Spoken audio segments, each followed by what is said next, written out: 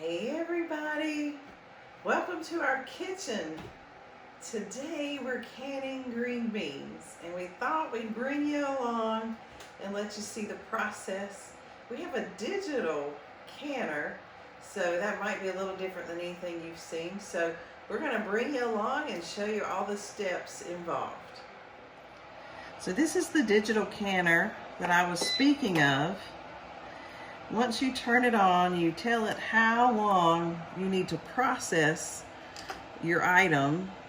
And ours is 25 minutes for our green beans. Actually, I think it's 20 minutes for our green beans. So you tell it, and it tells you to insert the jars. So it wants us to insert these jars half full of water. So we're gonna do that. We also have 3 quarts of water already in the jar, or the canner, and a protection thing down there so the jars don't break if they touch the bottom. So we're going to fill these up and put them in there, and we'll be right back. The beans that we've gotten to can, we got at a local farm. It was an Amish family farm, and we got our first run of beans from them, and they didn't have a lot. Of course, we kind of caught them at a time when they hadn't picked a lot of their beans, so they picked some specially for us, and we canned all of those. So the second run of beans that we've got, we went to the local Wednesday afternoon farmers market here in town, and we got 10 pounds of green beans, brought them home and strung them and broke them and washed them. So now, as you can see, they're ready to be canned as soon as the jars heat up and the process continues with the can. First, I'm going to release the latch and open it up to allow me to remove the lid.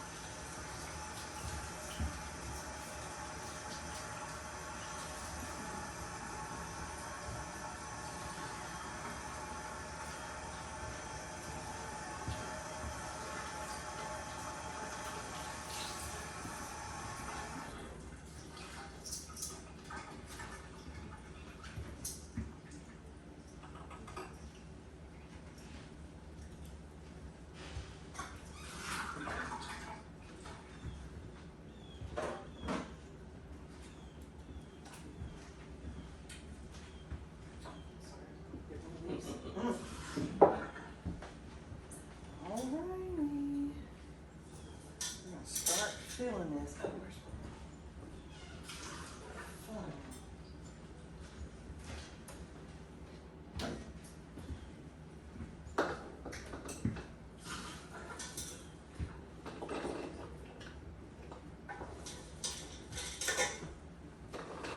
We canned when I was young, and my grandparents used a pressure canner. It was the old variety that had the valve on the top, and you had to watch it and listen for so many puffs per minute, per second, or whatever. And oh, it was a big time. We strung, broke beans, worked in the garden, and oftentimes my grandparents would can in excess of 150 cans of beans each year, quarts of beans.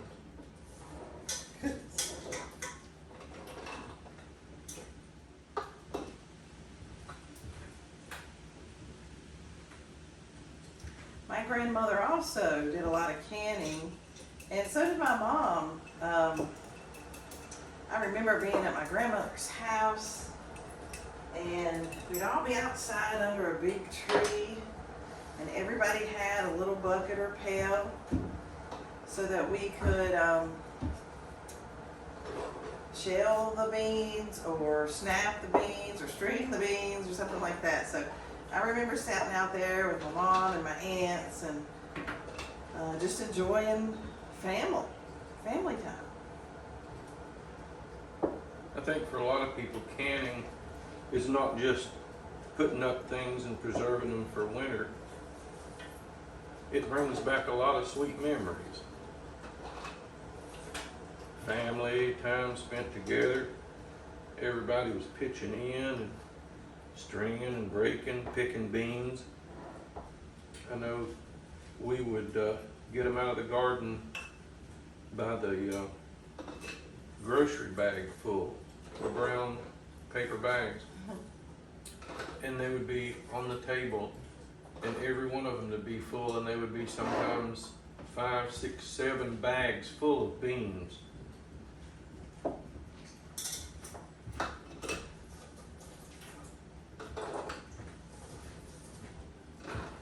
I got my lids over here in the boiling water. Ooh, throw beans at you. So I'm gonna get those. Does this have the same amount of headspace? Yeah. Okay. So Headspace, I learned, like I said, we're learning this as we go, is the space between the top of the jar or the lid that's going to be on there and the food or water. So these recipes for green beans call for 1 inch of headspace.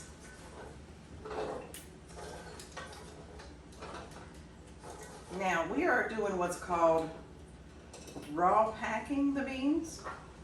We had several methods we could choose from, raw pack or hot pack is what it's called. It's where you pre-cook the beans and then put them in the jars. But since we're new at this, we thought we'd just go with the easiest. So that's what we're doing. What I'm doing right now is sliding this device right here up and down the sides of the beans where the water is inside the jar, and it takes some of the air bubbles out. I like the term, it's called a debubbler.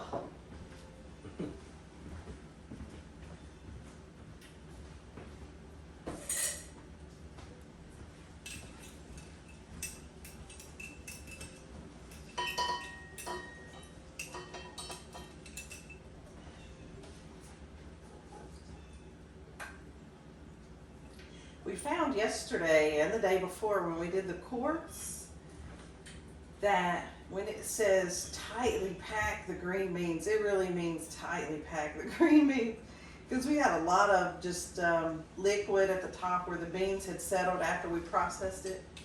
I guess I have one of those here.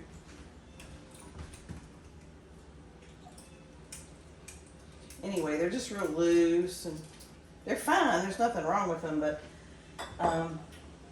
we could pack them a little tighter than we did the other day. So we're working on that. Tim with the debubbler and the hot water. And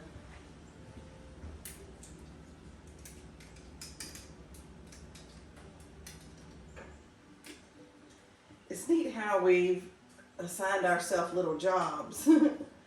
Tim's job ever since we started this was the water and the debubbler and checking the headspace, and mine's been filling the jars and getting the little lids processed.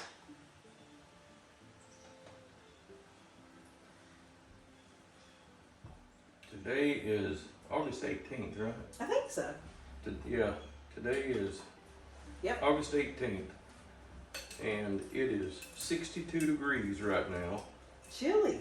Yeah, it got down to about 55, 56 degrees last night.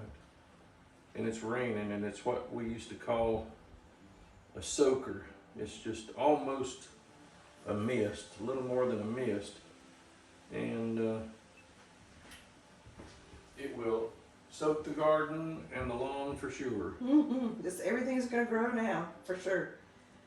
They said we're having a nor'easter, which is unusual to have this time of year, but I guess conditions were right. So if it were wintertime right now, this would be boatloads of snow dropping instead of 2 or 3 inches of rain. Actually, I think today, or yesterday, they only expected 1.5 inches of rain, so it wouldn't have been that bad. I don't know how much snow an inch and a half of rain makes, though. I'm not sure. I bet it's several inches for, I don't know. Anyway. If it were a nor'easter in the wintertime, I would be coming in for a cup of coffee every so often and going back out and clearing the snow. Yeah. And clearing the snow. And clearing snow. We actually enjoy the snow. It's been a bit of a novelty for us. We certainly have never lived in a climate this snowy. We saw more snow last year than we had cumulatively seen in our lifetime. But with the right equipment and knowing and certainly some really good heat in your home, it's not so bad. There's lots of people that live here, so it's not that, terrible as we thought it might be.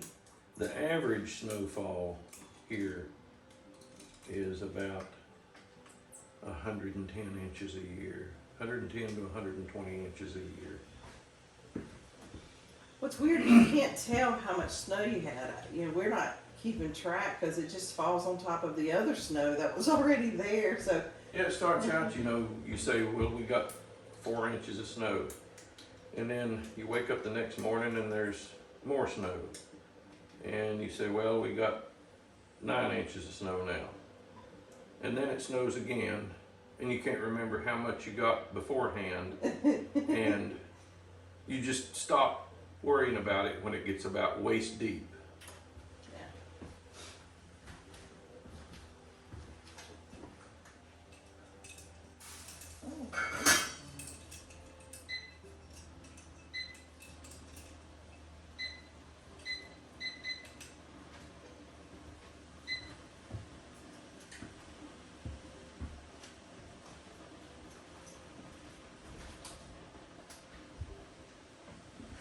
we decided not to season the beans. They said you could put salt in the beans, but that you should get a special kind of salt or it would make the water cloudy or something like that. So that just seemed like a whole lot of extra.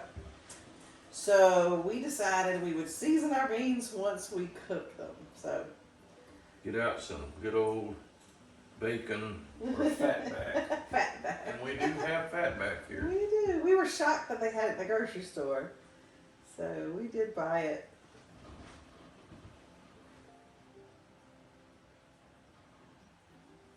That's probably One what I- hour.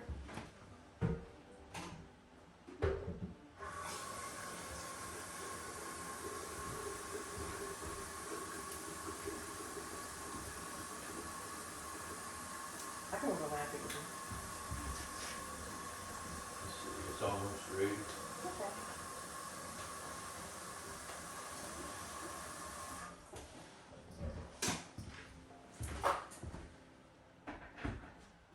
Was this a Craftsman? Is this It Craftsman? is a Craftsman. So we have repurposed our big, tall plastic shelving unit thing. We got this when we were in Idaho, and it was in the garage, and we've used it here a couple times for, when we had our seedlings growing and stuff like that. So we've repurposed it today for canning, and this week for canning, and it's worked out really nice. It's like the perfect height. We were looking for a metal cart, on wheels or something. But this worked out great, and then it can go back and serve its other purposes, so not a wasted thing. We got the other half of it in a corner of our kitchen over here. It's holding all of our pots and pans. Our kitchen is a little light on usable cabinet space, so it's a perfect workaround for us to have it over there. So let me put the lids on the ones that are done. How's that? Good. Can I do that? Can I come over where you are? Sure. Let Okay. me get the I know your water's Where are they? cooking. tops. Oh, Oh, I see. they're right here. No, they're right No, here. that's the quart top. Yeah. They're right there underneath where my knee is.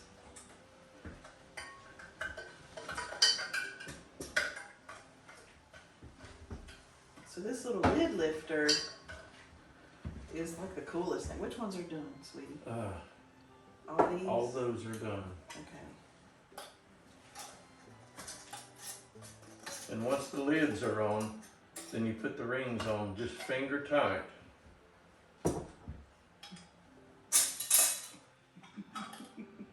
Okay.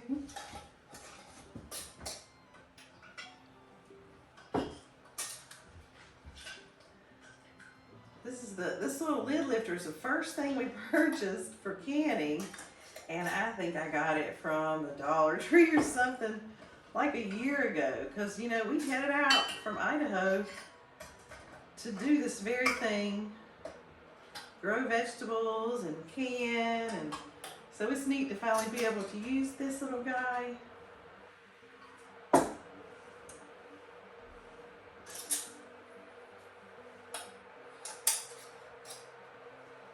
And it's really fun. You ready? Mm-hmm. You ready? Oh. Oh, we missed one. You get, okay. Is it hot as firewood? No. Okay.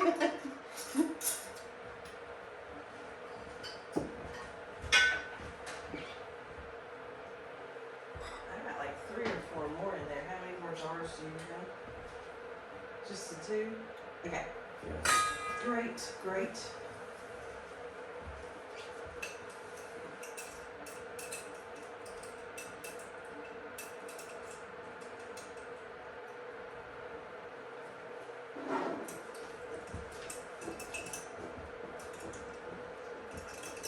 As you heard us tell you, these beans came from the local farmers, not us. Our bean trellis did give us some beans, and it's got some more on it that we're going to go get probably this afternoon or tomorrow when the rain stops.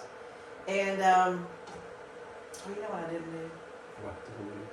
I didn't do that. I just forget it. Okay. So, anyway, pretty soon we're going to do a garden update, and you'll see where things are. We got to make a lot of changes for next year. We've learned a lot. You know, one of the things was the shade, but then other things too. So we think we're going to change some of our methods and processes for next year. So it's definitely been a learning year for us. An enjoyable year. You know, trying to figure out how to grow stuff, and it's so exciting to see something that you planted and nurtured and, you know, brought from seed actually bear fruit. And so we've got some tomatoes doing that, and of course our green beans are doing that. This is a quart of the green beans that we canned yesterday, and they're looking pretty good. Yeah, Yeah. we're pretty proud of them.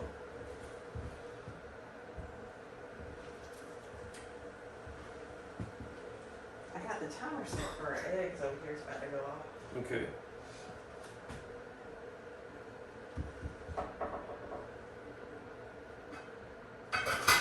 Muffin can multitask. I can't and don't want to. If the good Lord came down from heaven and said, Tim, I can give you the gift of multitasking, I'd say, what else have you got?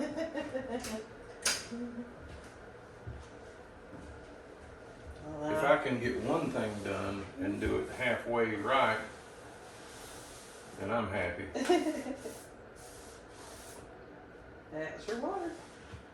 You just click. Okay. Oh, let me get all the lids back.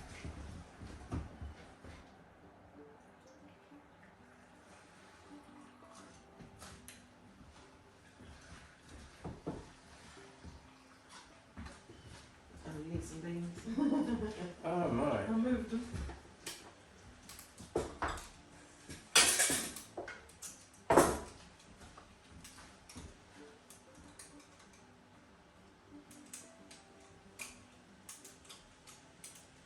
This is part of the debubbling process, but mostly it's just shifting around to be able to put some more beans in Yeah. I guess they shrink a little when they're cooked in the pressure cooker, so that's some of the extra space that happens after we get them out of the pressure cooker. It's just because they've cooked down a little bit.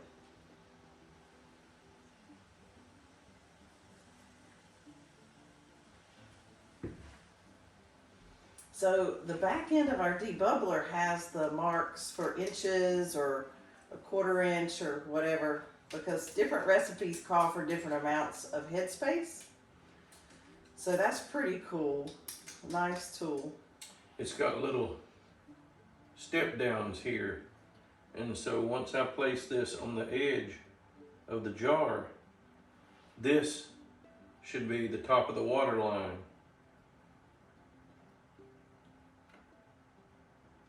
It is in that one. Yep. I can stand a little bit in that one, but it's a drop.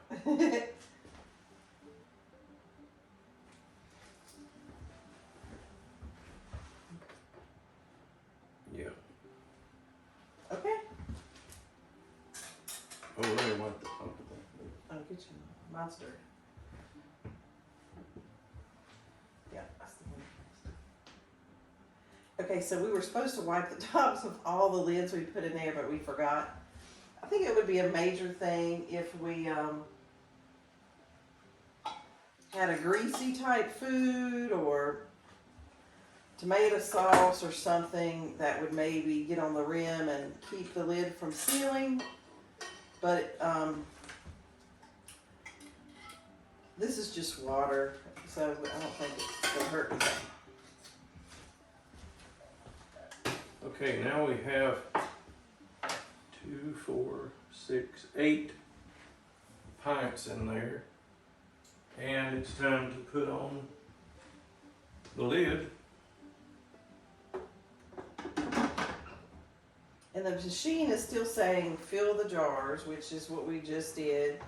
So he's going to lock it down, put down the sensor arm and the green lock, and push next. And see what it says. Now it says heat.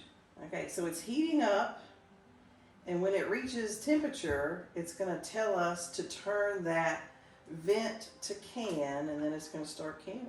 This is a regulator, like I told you. It has 2 settings, can and vent. And right now it's on vent, but once the canning process starts, I will just turn it to the can setting and it'll be ready to go with the canning process. All right, so we'll be back in a few minutes.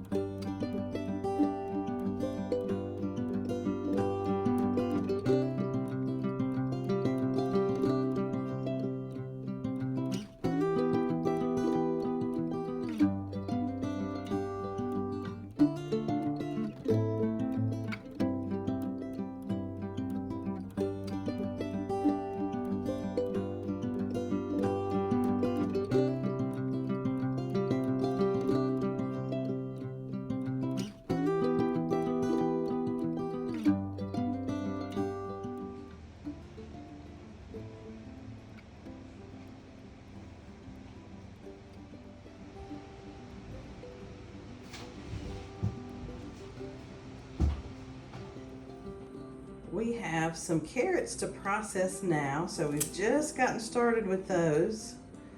Tim's cutting off the ends. I'm gonna peel them a little bit, and then we'll get to processing those. So we'll show you what those look like when we're done. I bet they'll be beautiful jars with the carrots inside. Okay.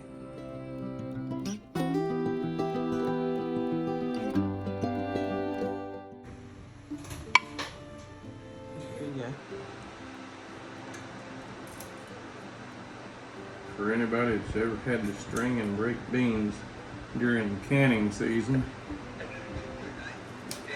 this ought to bring back some good memories.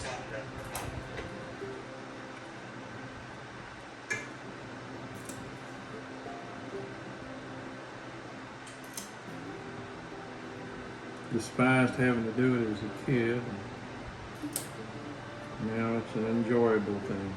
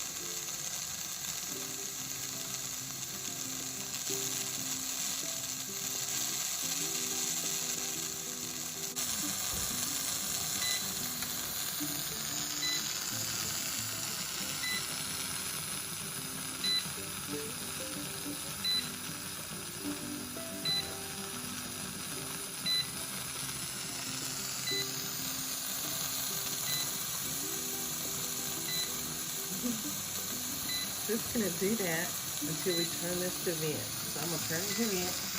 From vent to can. Oh, I mean to can. Now just to aerate over here. And we're supposed to stop beeping. Now it's set for the 20 minutes that we had originally said our recipe was for. And there it goes.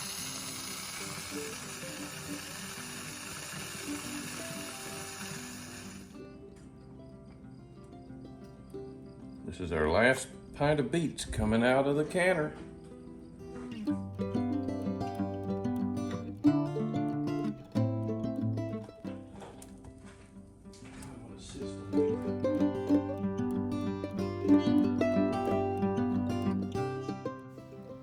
Thanks for joining us on our first adventure in canning.